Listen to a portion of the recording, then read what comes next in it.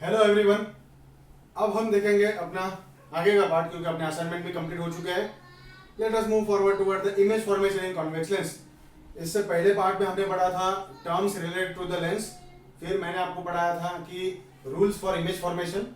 आज हम देखेंगे कि इमेज फॉर्मेशन कैसे होता है कॉन्वेक्स लेंस में। तो देखो, ये आपको प्रैक्टिकली ड्रॉ करके भी देखना है। मैं आपको डायमेंशन बताने वाला हूँ किस तरह से आपको करना है।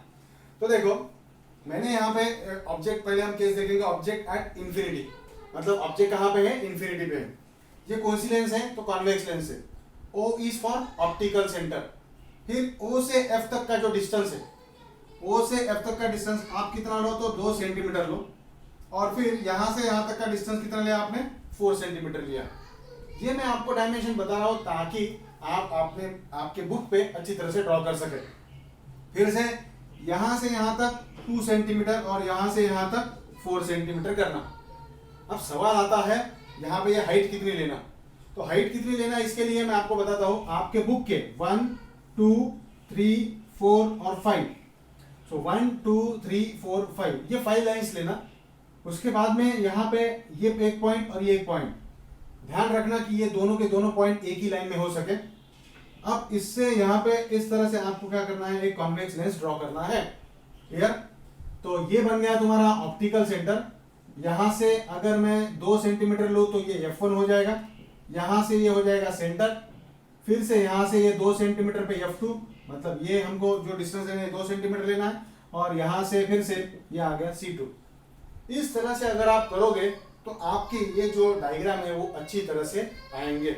और एक बार ये डायग्राम अच्छी तरह से आ गए तो आगे के हमारे जो भी प्रॉब्लम्स है वो आप आसानी से कर सकते हो। So let us move forward कि हम किस तरह से अब इसको सॉल्व करें।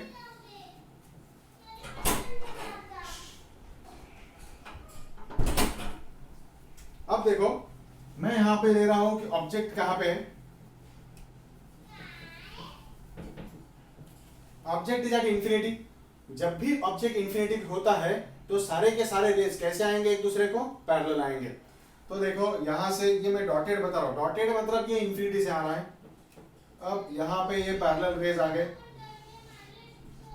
इसका बेस्ट एग्जांपल क्या है, सन से जो भी रेज आते हैं हमारे अर्थ के ऊपर, हमको कैसे नजर आते हैं, वो स्ट्रेट नजर आते हैं। तो ये अब मुझे बताओ, यहाँ पे पहला रूल यूज होगा।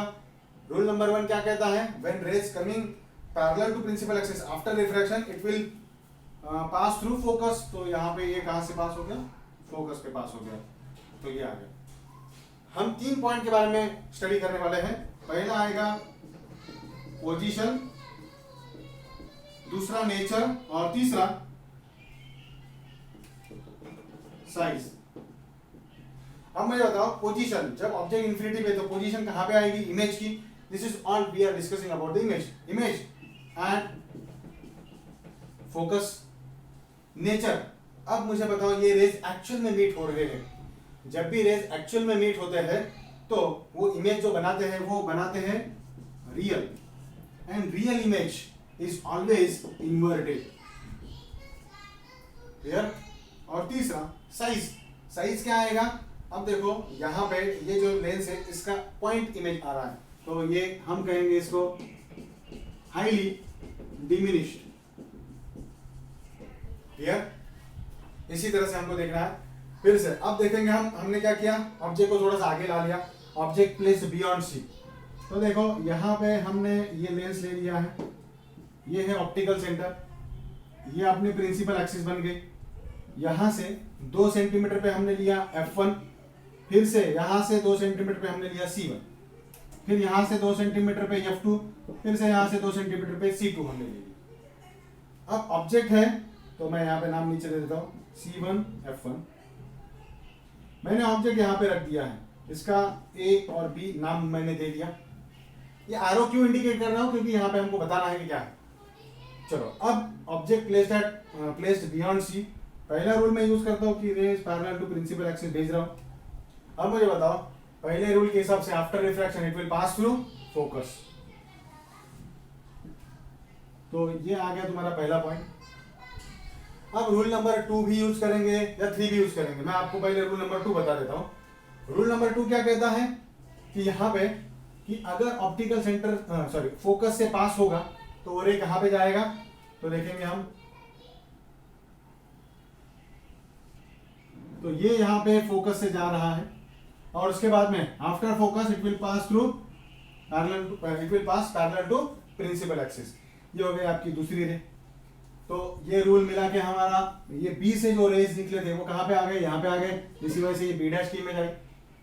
उसी तरह से अगर मैं यहाँ पे ये कोई भी पॉइंट ले लेता हूँ, लेटर से एक्स पॉइंट ले लेता हूँ, तो एक्स का इमेज भी इसी तरह से ये ऊपर आएगा।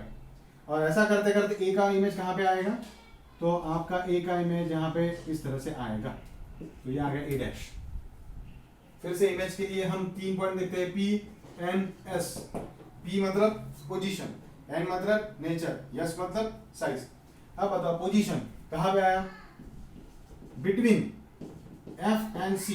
एफ मतलब फोकस, सी मतलब सेंटर ऑफ कर्वेचर, नेचर।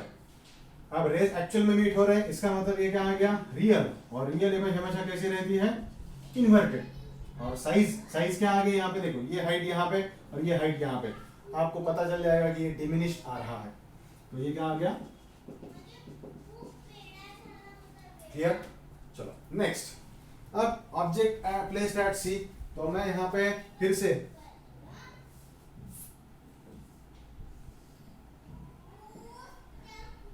मैं एक कॉन्वेक्स लेंस ले रहा हूं, फिर से यहाँ पे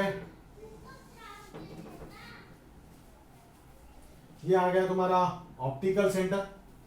फिर से यहां से ये थोड़ी सी तकलीफ हो रही है यहाँ पे। सो ओ के बाद में यहाँ पे आता है ये सेंटर ऑफ कर्वेचर, ये फोकस, फिर से ये सेंटर ऑफ कर्वेचर, ये फोकस। तो अब ऑब्जेक्ट को हमने कहाँ पे प्लेस कर दिया, सेंटर ऑफ कर्वेचर पे। तो देखो ये यहाँ पे ए है और ये बी है, हियर उसी तरह से नाम मैंने दिया है। पहला रूल हम यूज करेंगे, सो आफ्टर रिफ्रैक्शन। सो पहला रूल यहाँ पे अगर मेरे पास कर देता हूं parallel to principal axis, after refraction it will pass through focus, clear. अब मैं यहाँ पे दूसरा रूल यूज करता हूँ। दूसरा रूल यहाँ पे यूज करने के बाद ये यहाँ पे हमको पता चल जाएगा कि ये यहाँ पे फोकस से पास हुआ, और फोकस से पास होने के बाद it will go through like this. तो देखो ये दोनों के दोनों रे यहाँ पे इस तरह से मीट हो रहे, बी से निकले रेस, ये बी पे पहुंच गए, इस वजह से बी की इमेज बी डैश, और ए का इमेज कहाँ पे आएगा, तो यहाँ पे आएगा। So that is a dash. फिर से पी एन एस। जब ऑब्जेक्ट सेंटर ऑफ कर्वेचर पे रहता है तो इमेज कहाँ पे आएगी, at C, nature, real and inverted. और साइज क्या आएगी, तो यहाँ पे सेम साइज, और हम कहेंगे एक्चुअल साइज। तो देखो यहां पे 3 डायग्राम से हमको पता चल गया कि ऑब्जेक्ट अगर इंफिनिटी पे है तो इमेज कहां पे आ रही है, फोकस पे आ रही है। ऑब्जेक्ट को मैंने आगे ले लिया तो इमेज भी फोकस से क्या हो रही है, आगे जा रही है, मतलब लेंस से दूर जा रही है। और यहाँ पे अगर मैं सेंटर ऑफ कर्वेचर पे रख रहा हूं तो इमेज दूर जा रही है। मतलब मैंने यहाँ पे बात की आपको पोजीशन के बारे में। जैसे जैसे ऑब्जेक्ट लेंस के करीब आ रहा है वैसे वैसे इमेज लेंस के दूर जा रही है। ये हो गया पोजीशन के बारे में। चलो अब दूसरी बात करते हैं साइज के बारे में। पहले साइज क्या थी, हाईली डिमिनिश्ड थी, एकदम कम थी। ऑब्जेक्ट कहां पे था, दूर था। अब हम ऑब्जेक्ट को लेंस के करीब ला रहे हैं, ऐसा कर दिया मैंने तो क्या हो गया कि साइज बढ़ गई, और करते करते एक सिचुएशन ऐसी आ गई कि जहां पे सेम साइज हो गई। चलो अब मैं आपसे सवाल पूछता हूं कि अगर मैं यहाँ पे इस ऑब्जेक्ट को सेंटर ऑफ कर्वेचर के बीच में रख देता हूं, मतलब मैं लेंस के और करीब ला रहा हूं, तो पहला सवाल, पोजीशन कहां पे जानी चाहिए, क्या वो सेंटर ऑफ कर्वेचर के आगे जानी चाहिए? क्योंकि हमने यहाँ पे 3 इमेज फॉर्मेशन देखे, उसके हिसाब से हमने देखा तो वो इमेज बियॉन्ड सी जाना चाहिए। दूसरा, अब साइज के बारे में, तो जैसे जैसे हम ऑब्जेक्ट को लेंस के करीब ला रहे हैं वैसे वैसे साइज तो बढ़ रही है। तो यहाँ पे एक्चुअल साइज आ गई, जब मैं इसको अंदर रख देता हूँ तो क्या इसकी साइज बढ़ती है क्या, ये आपको रे डायग्राम ड्रॉ करके चेक करना है। Clear? So I hope you have understood this image formation. हम इसका पार्ट अगले वीडियो लेक्चर में देखेंगे। Thank you.